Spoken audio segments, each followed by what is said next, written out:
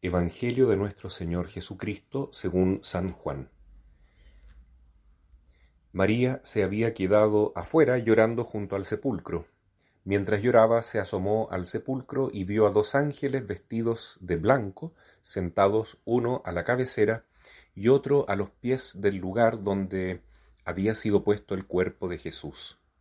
Ellos le dijeron: «Mujer, ¿por qué lloras?». María respondió: «Porque se han llevado a mi Señor y no sé dónde lo han puesto». Al decir esto, se dio vuelta y vio a Jesús, que estaba allí, pero no lo reconoció. Jesús le preguntó: «Mujer, ¿por qué lloras? ¿A quién buscas?». Ella, pensando que era el cuidador de la huerta, le respondió: «Señor, si tú lo has llevado, dime dónde lo has puesto y yo iré a buscarlo». Jesús le dijo: «María». Ella lo reconoció y le dijo en hebreo: «Raboní», es decir, maestro. Jesús le dijo: «No me retengas, porque todavía no he subido al Padre. Anda a decir a mis hermanos: subo a mi Padre, el Padre de ustedes, a mi Dios, el Dios de ustedes». María Magdalena fue a anunciar a los discípulos que había visto al Señor y que Él le había dicho esas palabras. Palabra del Señor.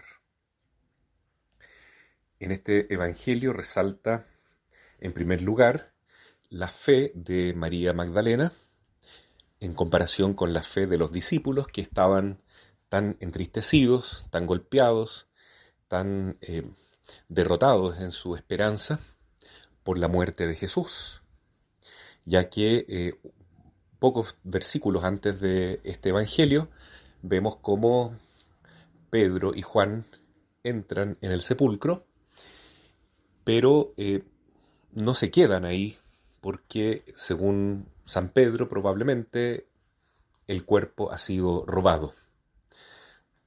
Aunque el evangelista Juan dice que vio y creyó, vio los lienzos y eso le bastó para creer en la promesa de la resurrección que había sido cumplida. Pero no se quedó ahí, no quedó esperando en ese lugar. Hay un gesto especialmente conmovedor en María Magdalena, que por intuición se queda, una vez que los discípulos se han ido, se queda frente al sepulcro llorando, porque ese fue el último lugar en que se supo al menos que estaba el cadáver de Jesús. Para ella, en ese momento, lo único que existe es una ausencia. El cuerpo del Maestro, los restos mortales del Señor, y no sabe dónde lo han puesto. Cuando ve a estos dos ángeles, ni siquiera se conmueve mucho por el hecho de ver una visión más allá de lo natural.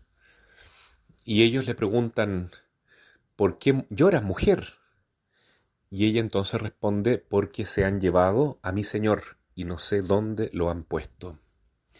En ese momento, el amor de María Magdalena y su fe está en un plano totalmente natural, inmanente, apegado a las cosas de este mundo, porque es una fe en un Cristo muerto.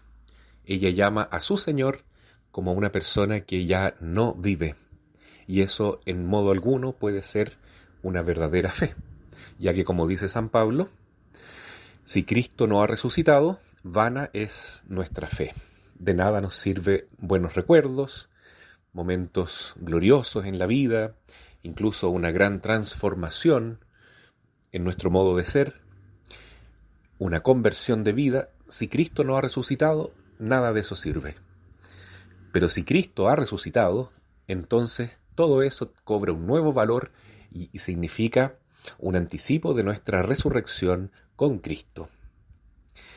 Por eso entonces ella en ese momento tiene mucho mérito, más que los discípulos, porque sigue buscando al Señor, sigue queriendo encontrarse con Él, aunque sea con su cuerpo, para honrarlo, para ponerle los aceites, para ungirlo, etc. Pero es una fe muy, muy limitada. De pronto Jesús se aparece y ella se voltea y lo mira, pero no lo reconoce. Y Jesús le pregunta, igual que los ángeles: «Mujer, ¿por qué lloras? ¿A quién buscas? Entonces ella piensa que es el jardinero y le pide que le devuelva el cuerpo de Jesús. Es decir, no lo reconoce, no puede reconocerlo.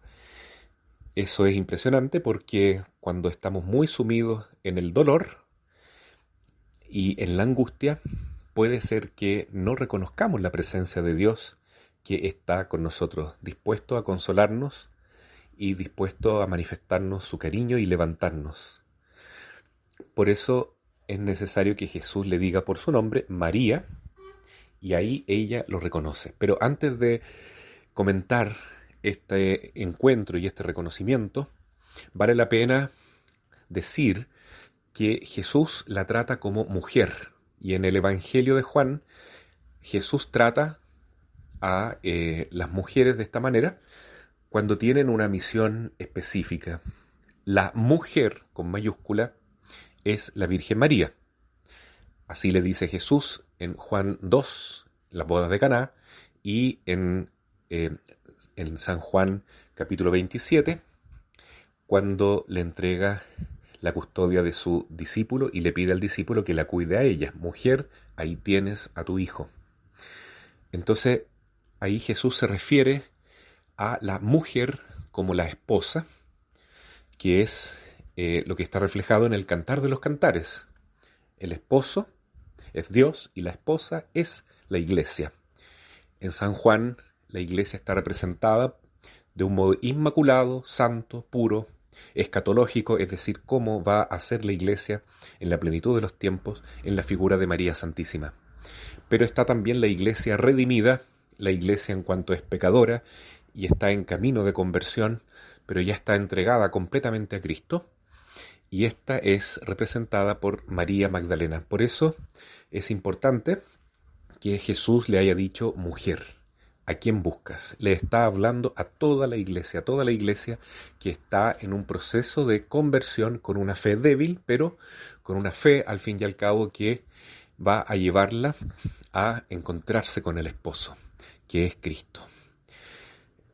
Luego entonces la trata por su nombre, María, y ella lo reconoce, y entonces ella se lanza a los pies de Jesús, pero Jesús no la deja que lo toque, porque todavía no ha subido al Padre.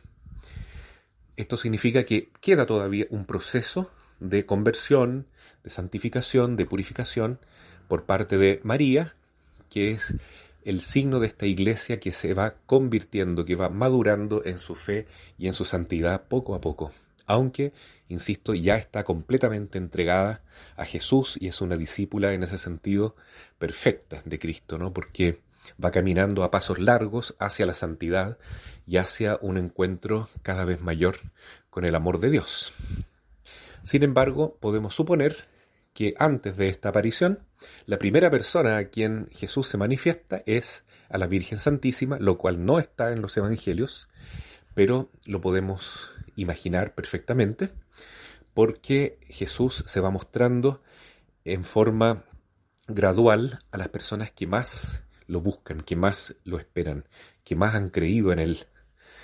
María Magdalena, después otras mujeres, después los apóstoles y después los demás discípulos. Pero sin duda que la persona que más lo esperó y que más lo amó y que más creyó en su resurrección fue la Santísima Virgen, que probablemente Jesús debe haberla dejado tocar sus 5 llagas, besarlas, abrazarlo, porque es la Madre Inmaculada, es la Inmaculada, es la mamá, que por fin recupera a su hijo después de esta prueba tan dura para salvar a la humanidad. Es la corredentora, la nueva Eva, que representa a la Iglesia en el estado máximo de perfección. Entonces, vamos a ir recorriendo durante todo este tiempo de Pascua estos encuentros de Jesús resucitado con su iglesia, discípulos y también las discípulas, y esto nos va a ayudar para ver los distintos matices que tiene este encuentro con el Señor. Porque si Jesús no lo hemos reconocido claramente, si no tenemos un encuentro vivencial, potente, una experiencia grande de Jesús resucitado, de Jesús vivo en la propia vida de cada uno, mal vamos a poder dar testimonio de Él a los demás. Lo último que hace el Señor justamente es enviar a María Magdalena para anunciar a los discípulos que Jesús está vivo y que vayan al encuentro de Él. Termina diciendo el Evangelio de hoy que María Magdalena entonces fue a anunciar a los discípulos que había visto al Señor, que Jesús está vivo y que Él le había dicho esas palabras. Y esa es la tarea del cristiano en esta vida. Una vez que hemos encontrado al Señor, que Jesús nos ha llenado con el gozo de su presencia y ha fortalecido nuestra fe, no podemos quedarnos tranquilos, tenemos que ir al encuentro de los demás e iluminarlos con este gran testimonio. Jesús está vivo y espera que todos podamos encontrarnos con Él.